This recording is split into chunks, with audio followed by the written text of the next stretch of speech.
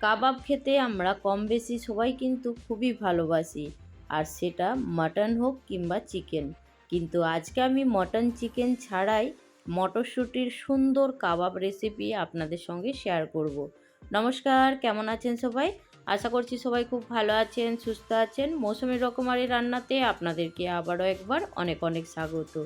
প্রতিদিনের মতো আজও দেখুন একটা সুন্দর রেসিপি আপনাদের সঙ্গে শেয়ার করছি, আর এটা কিন্তু দুর্দান্ত স্বাদের হয়। আমি একটা কাবাব আপনাদেরকে ভেঙে দেখিয়ে দিচ্ছি, এটা কতটা সুন্দর হয়েছে ভেতর থেকে সেটা আপনারা দেখলেই কিন্তু বুঝতে পেরে যাবেন। চলুন তাহলে বানানোটা শুরু করি।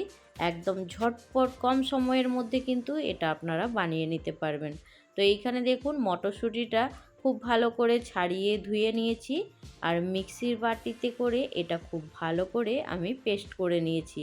তো জলের পরিমাণটা একদমই কম দেবেন। আমি এইখানে আর পিসাটা দেখালাম না। আর এইখানে দেখুন সেদ্ধ করা আলু, এটা একটা টিপস কিন্তু।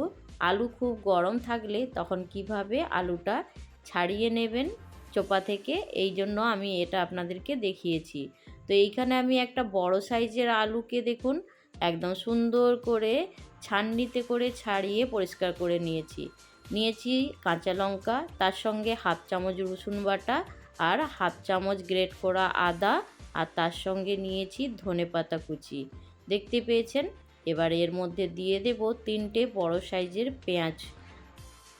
এবার সব কিছু একসঙ্গে সুন্দর করে মিশিয়ে নিতে হবে। দেখুন যেইভাবে আমি মিশিয়ে নিচ্ছি এইভাবেই মিশিয়ে নেব। তো এইভাবেই মিশিয়ে নেওয়ার পরে যে মটরশুঁটিটা আমি আগে থেকে পেস্ট করে রেখেছিলাম সেই মটরশুঁটিটা এর মধ্যে দিয়ে দেব। তো এইখানে মটরশুঁটিটা দেওয়ার পরে আবারও খুব ভালো করে সুন্দর করে এটা মাখিয়ে নিতে হবে। তো এইখানে দেখুন মটরশুঁটিটা দেওয়ার পরে আমি এর মধ্যে কি দেব সেটা একটু দেখে নিন। কাবাবের শেপটা সুন্দর হওয়ার জন্য এইখানে 2 চামচ বেসন দিয়ে দেব। আর এইখানে পরিমাণটা বলছি না, আপনারা যদি পরিমাণটা কম বেশি করতে চান মটরশুঁটির, তখন কিন্তু সব কিছুর পরিমাণটা একটু কম বেশি করে নেবেন। তো এইখানে আমার 2 চামচ বেসন দিলেই কিন্তু এটা সুন্দরভাবে শেপ দেওয়া যাবে, সেই জন্য আমি 2 চামচ ভর্তি করে বেসন দিয়ে দিয়েছি। এবার দিয়ে দেব স্বাদ মতো একটু চিনি। তো এইখানে যেহেতু মটরশুঁটির কাবাব বানাচ্ছি, তো এইখানে খুব সামান্য পরিমাণে একটু চিনি দিলেই হবে, খুব বেশি না। আর একটু হালকা মিষ্টি থাকলে খেতে বেশি ভালো লাগবে। কালারের জন্য একদম 1 চিমটে হলুদ দিয়েছি। আর কাঁচা লঙ্কা যেহেতু আগে থেকেই দেয়া আছে, সেই জন্য খুব সামান্য পরিমাণে একটু লঙ্কার গুঁড়ো দিয়ে দেব, এতে কালারটা খুব সুন্দর আসবে। তো এইখানে দেখুন লঙ্কা গুঁড়ো হলুদ গুঁড়ো দেওয়ার পরে এবার এর মধ্যে দিয়ে দেব হাফ চামচ জিরে গুঁড়ো, হাফ চামচ ধনিয়া গুঁড়ো, আর দেব হাফ চামচ গরম মশলা। গরম মশলাটা দিলে গন্ধটা খুব ভালো আসবে, সেই জন্য এখানে হাফ চামচ গরম মশলা দিয়েছি। যদি আপনারা কাবাব মশলা দিতে চান সেটাও কিন্তু দিতে পারেন। আমি এখানে গরম মশলা দিয়েছি, আর স্বাদ মতো নুন দিয়ে দিলাম। এবার দিয়ে দেব 2 চামচ সরষের তেল। সরষের তেলটা দিলে কিন্তু কাবাবটা খুব সফট হবে, সেই জন্য অবশ্যই একটু সরষের তেলটা দিয়ে দেবেন। এখানে সরষের তেল দেওয়ার পরে খুব ভালো করে দেখুন এগুলো একসঙ্গে মিশিয়ে নিচ্ছি। তো এটা ভালো করে মিশিয়ে নিলে তাহলে কাবাবের মধ্যে প্রত্যেকটা জিনিস একদম পারফেক্টভাবে হবে। তো এইখানে দেখুন সুন্দর করে একদম মিশিয়ে রেডি করে নিয়েছি মশলা। তো এইখানে কাবাবটা এবার সুন্দর করে একটু শেপ দিয়ে দেব। আমার এই মশলাটা একদম রেডি হয়ে গেছে। অবশ্যই কিন্তু একবার বাড়িতে বানিয়ে দেখতে পারেন, একদম কম সময়ের মধ্যেই কিন্তু ঝটপট বানিয়ে নিতে পারবেন। এইখানে কাবাবগুলো শেপ দেওয়ার জন্য হাতের মধ্যে আমি খুব সামান্য পরিমাণে একটু তেল নিয়ে নিয়েছি। তেল নেওয়ার পরে দুটো হাতে কিন্তু সুন্দর করে তেলটা লাগিয়ে নেব। লাগানোর পরে কিন্তু এবার কাবাবগুলো সুন্দর করে শেপ দিয়ে দেব। তো আপনারা চাইলে আপনাদের পছন্দ মতন এটা শেপ দিতে পারেন, স্কোয়ার, গোল কিংবা লম্বা করে। তো আমি এইখানে গোল গোল করে শেপ দিয়ে দিচ্ছি। তো আপনাদের পছন্দ মতন কিন্তু আপনারা শেপটা দিয়ে দেবেন। এখানে দেখুন কত ইজিভাবে শেপটা দেয়া একদম হয়ে গেছে। তো এইখানে আমি গোল করে শেপ দিয়েছি। আবারও বলছি আপনারা আপনাদের পছন্দ মতন করে শেপটা দিয়ে দেবেন। তো আমি এটা রেখে দেওয়ার পরে আবারও একটা সুন্দর করে শেপ দিয়ে দিচ্ছি। এইখানে শুধু একটাই কথা বলবো, কাবাবগুলো যখন শেপ দেবেন একদম খুব মোটা মোটা করবেন না। খুব মোটা মোটা হয়ে গেলে ভেতরটা অতটা ভালো লাগবে না। সেই জন্য দেখুন একটু চ্যাপ্টা সাইজের শেপটা দিলে তাহলে খেতে কিন্তু ভীষণই ভালো লাগবে, আর ভাজাটা কিন্তু খুব সুন্দর হবে। সেই জন্য দেখুন আমি একটু পাতলা করে শেপটা দেওয়ার চেষ্টা করছি। তো আপনারা আপনাদের পছন্দ মতন আবারও বলছি দেবেন, কিন্তু ভেতরটা খুব বেশি মোটা রাখবেন না। তো এইখানে দেখুন আমার প্রত্যেকটা কাবাব সুন্দর করে শেপ দেওয়া হয়ে গেছে। মটরশুঁটির প্রত্যেকটা কাবাব আমি সুন্দর করে গোল গোল শেপ করে নিয়েছি। তো আপনারা আপনাদের পছন্দ মতন শেপ করে নেবেন, আবারও একবার বলে দিলাম। তো এইখানে দেখুন এই মটরশুঁটির কাবাবগুলো একটা শুকনো উপকরণে আমি কোট করব।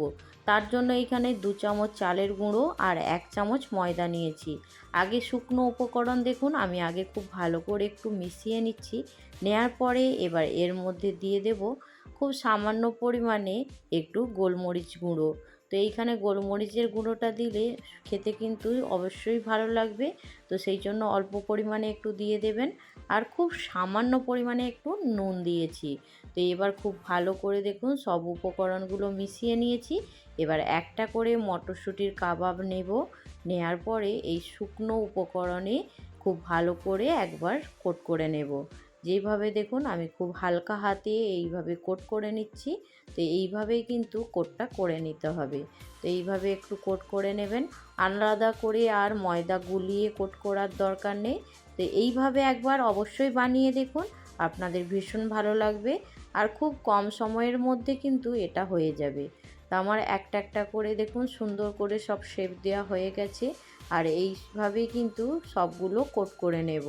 তো এইখানে দেখতেই পাচ্ছেন দুটো কোট করেছি, আরও একটা সুন্দরভাবে কোট করে নিচ্ছি। আর কোট করার পরে একটু হাত দিয়ে এইভাবে প্রেস করে আর একবার শেপটা ভালো করে ঘুরিয়ে নেবেন। মটরশুঁটির কাবাবগুলো এইখানে আমি সুন্দর করে শেপ দিয়ে দিচ্ছি শুকনো উপকরণে একটু কোট করা হয়ে গেছে। এইখানে দেখুন আমি প্যান একটা আগে থেকে গরম করার জন্য রেখে দিয়েছিলাম গ্যাস অন করে।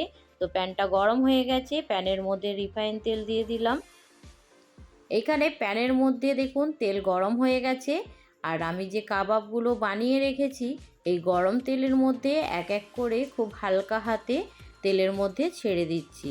তো এইখানে দেখুন যখন তেলের মধ্যে দেবেন অবশ্যই কিন্তু সাবধানে দেবেন, তেল গরম থাকে। তো সেই জন্য একটু সাবধানে এই কাজটা করে নিতে হবে। তো এইখানে দেখুন আমি গ্যাসের ফ্লেমটা একদম মিডিয়াম করে দিয়েছি। দেওয়ার পরে কাবাবগুলো সুন্দর করে এপিঠ ওপিঠ একদম লাল লাল করে ভেজে নেব। তো এইখানে দেখুন একটা পিঠ আমার হয়ে গেছে।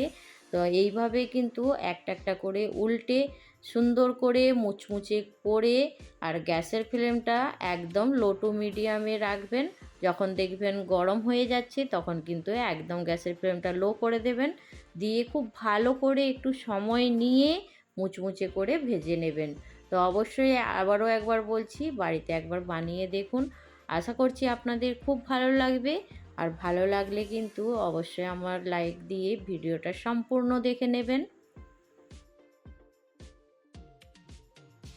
মটরশুঁটির কাবাবগুলো দেখুন সুন্দর করে একদম লাল মুচমুচে করে ভেজে নিয়েছি, দেখতেই পাচ্ছেন, আর কালারটা দেখে কতটা সুন্দর লাগছে তো সেটা দেখে আপনারা কিন্তু আগেই বুঝতে পেরে গেছেন। তো এইখানে দেখুন মটরশুঁটির কাবাবগুলো আমার একদম রেডি হয়ে গেছে। আমি এবার এটা একটা প্লেটের মধ্যে তুলে নেব। তা আজকের রেসিপি আপনাদের কেমন লেগেছে সেটা কিন্তু একদমই জানাতে ভুলবেন না। তো এইখানে দেখুন এইগুলো সুন্দর ভাজা হয়ে গেছে, আমি প্লেটের মধ্যে এখন তুলে নিচ্ছি। এইভাবেই যে বাকি মটরশুঁটির কাবাবগুলো বানিয়ে রেখেছিলাম সেগুলোও একটু সময় নিয়ে খুব ভালো করে ভেজে নেব। তো এইগুলো এখন প্লেটের মধ্যে তুলে নেওয়ার পরে আপনাদের কাছে সুন্দর করে একটু পরিবেশন করছি। তো আপনাদের কেমন লাগলো সেটা কিন্তু জানাতে একদমই ভুলবেন না। আপনাদের ভালো লাগলে অবশ্যই কিন্তু আমার চ্যানেলটা সাবস্ক্রাইব করে পাশে থাকার অনুরোধ রইল। এখানে দেখুন একটু সুন্দর করে সাজিয়ে নিয়েছি, একটু কাঁচা পেঁয়াজ, তার সঙ্গে কাসুন্দি আর একটু টমেটো কেচাপ। তো অবশ্যই ভালো লাগলে আবারও বলছি একটা লাইক দিয়ে সম্পূর্ণ ভিডিওটা দেখে নেবেন। আজকের রেসিপি এইখানেই শেষ করছি। পরবর্তী আর একটা সুন্দর রেসিপি নিয়ে খুব তাড়াতাড়ি আর একটা নতুন ভিডিওর সঙ্গে দেখা হবে। সবাই ভালো থাকবেন, সুস্থ থাকবেন, বাই।